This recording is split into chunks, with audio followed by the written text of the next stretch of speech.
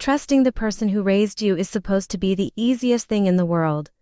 But finding out they lived a double life changes everything. For 31 years, my father kept a single room in our home locked tight with a heavy brass deadbolt, forbidding anyone from ever looking inside. The day after his funeral, I stood in the quiet hallway with his keyring in my shaking hand, terrifyingly close to uncovering the truth. My father, Preston, was a brilliant civil engineer who spent over 3 decades building bridges and highways across the state. He was a silent pillar of strength in our community, known for his absolute precision and unbreakable moral compass. Everyone respected him, yet at home, he was a ghost who retreated behind that heavy wooden door the moment his shift ended. Our relationship was defined by that unspoken boundary, a barrier that grew taller and more intimidating with every passing year. The mystery of that locked space haunted my childhood, fueling endless nightmares and wild theories about what my father was concealing from us. My mother never questioned his privacy, choosing instead to ignore the faint sounds of shuffling papers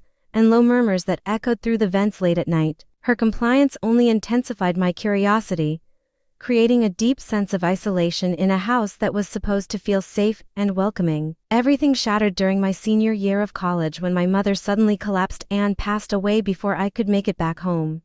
Preston retreated even further into his secret sanctuary, completely shutting me out during the darkest period of our lives.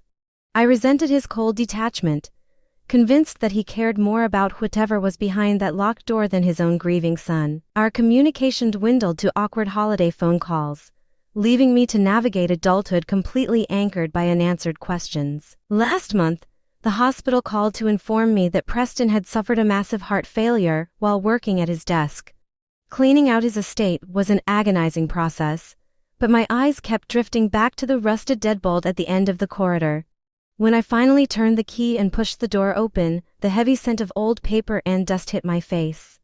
I expected to find blueprints or financial records, but instead, the walls were covered in missing person posters. As I stepped further into the dim room, I realized every single poster featured the same young woman named Juliana who disappeared decades ago. Rows of filing cabinets contained meticulously organized police reports, newspaper clippings, and handwritten timelines detailing her final known movements. My heart raced as I picked up a leather journal, terrified that my respectable father was actually a monster who had hidden his dark secrets right under our noses. Reading through the journal entries, the horrifying truth began to unravel in my hands and completely reframe my entire childhood. Preston had not harmed this woman, but he had been driving the vehicle that accidentally caused the crash leading to her mysterious disappearance. The guilt of that rainy night had consumed his soul, driving him to spend every spare moment trying to solve the case the authorities had abandoned.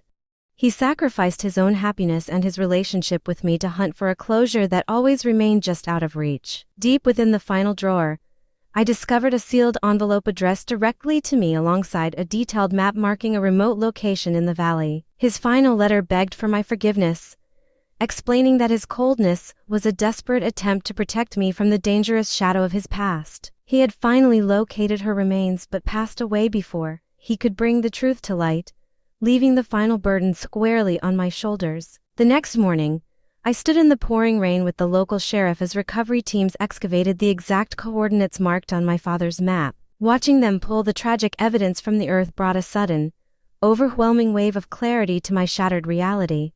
Preston was neither the perfect hero the town loved nor the villain I had feared, but simply a broken man imprisoned by a lifelong regret. Losing my father twice in one lifetime taught me that the secrets we keep to protect our loved ones often cause the deepest wounds. True strength is not found in carrying heavy burdens alone in the dark, but in having the courage to share our broken pieces with the people who matter most. I finally locked that room for the last time, leaving the ghosts behind and carrying only the lessons of forgiveness into my own future.